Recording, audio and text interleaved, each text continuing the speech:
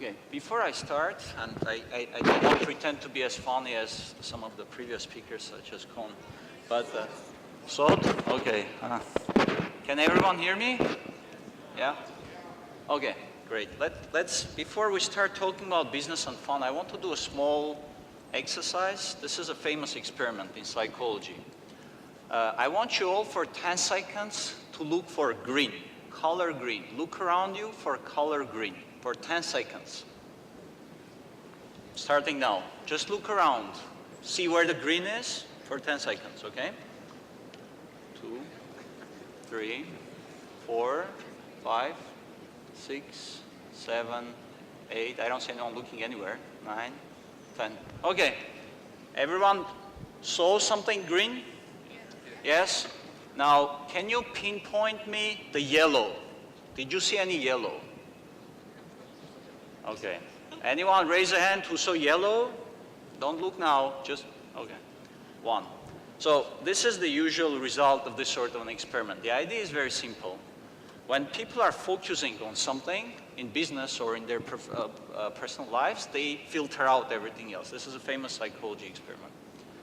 Now, why am I mentioning this right now is because we're going to talk about business and fun. Fun which is very not boring, something that's not boring. Well, you all probably work or are going to work or have an idea what means business, right? This is how usually business looks, right? Especially in Egypt.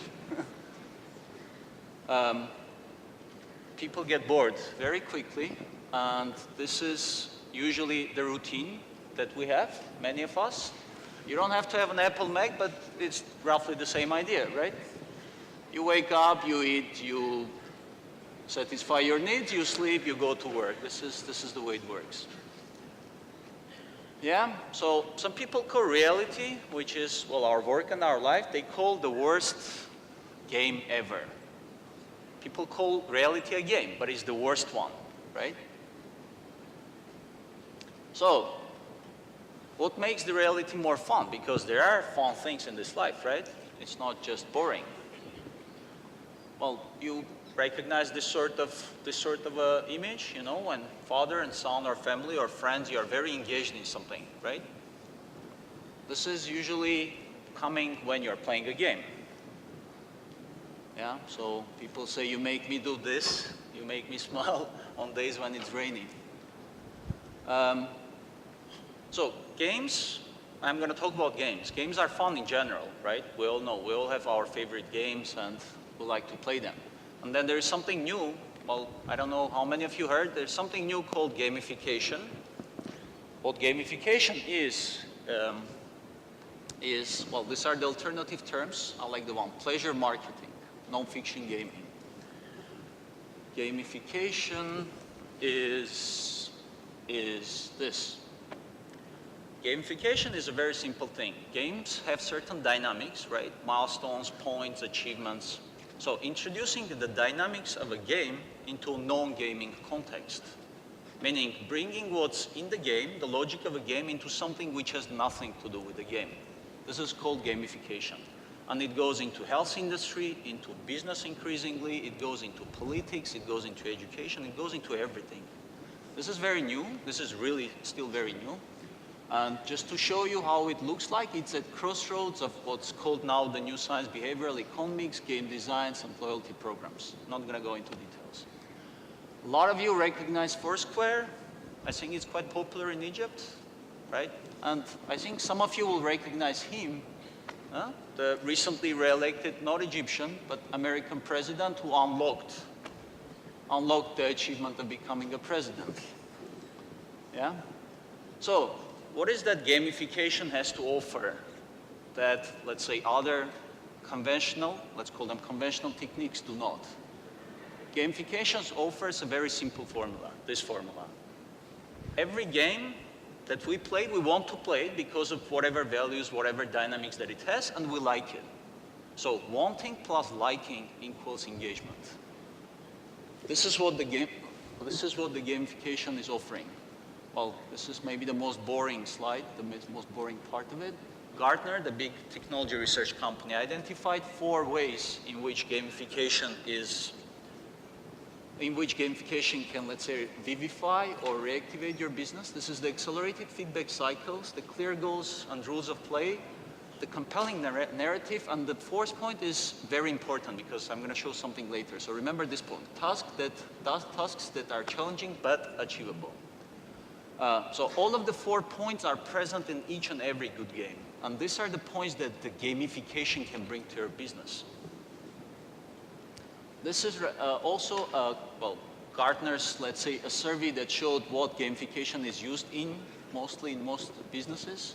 So as you see, the biggest chunk is for user engagement. So gamification is very frequently used for user engagement. The second biggest is brand loyalty. Building brand loyalty, very important, and gamification can help with that. So, sort of resuming a bit, gamification offers 3 things. Look at the words: engagement, behavior change, and innovation. Engagement, well, these are very boring business terms. Well, okay, employee engagement, customer engagement, user engagement. In terms of change of behavior, well, employee behavior change, intrinsic motivations, and client behavior change. And, of course, the innovation, the cliche word by now. You probably recognize the guy with the apple as well, I think, right? Yeah, so business model innovation, demand innovation, all of these are business terms. What's important about these 3 words, engagement, behavior, and innovation, is that the lack of them, the wantiness of them, the absence of them is at the heart of most of the corporate failures. So either one, when it's missing, can cause a failure. And a lot of startups fail because, especially we're talking about ideas here in entrepreneurship, a lot of startups fail because of lack of engagement. Like back in 2009, just to deviate a bit, I started what was back then the first co-working space in Egypt. We went for 9 months and it failed. And as previous speakers were saying, I learned a lot from my failure. And the biggest problem, well, there was also a problem with co-founders, but the biggest problem was the lack of engagement. We couldn't engage as many people as we thought we could. So who says basically gamification can help this trend? Because a lot of startups have to, especially they're asking things to do to people, to their targets, which almost always require behavior change. They ask us to do something, we don't do it. So gamification can somehow help this. This is a Saatchi, well, let's say a big media and advertising company. Their research showed that 58% of the people think that brands have to be playful to be engaging and to be interesting to them. So when implemented right, and I say this, when implemented right, because we have a upcoming speaker from Microsoft, unfortunately, I have to say this. It's a case study. They have one bad and one good case. So a lot of companies try to imitate and jump on gamification everywhere in the world, and a lot of times it fails because they don't understand it. So if it's done right, it can result in, and this is the 4th point that I was just showing you, it can result in this. There's a book called Flow.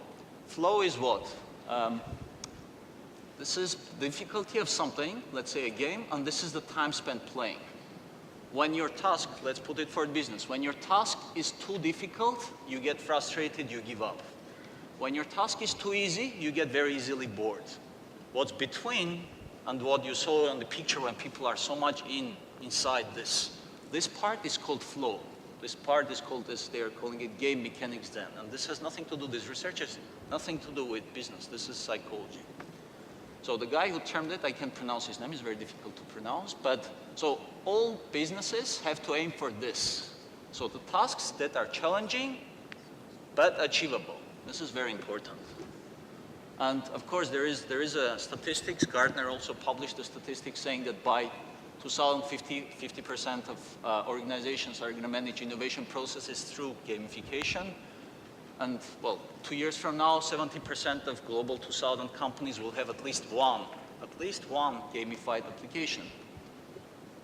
And yeah, this is all nice. Now you would probably like to see some examples. Now there is an example. I want to show the video. This is very important. And then I'll talk about the others.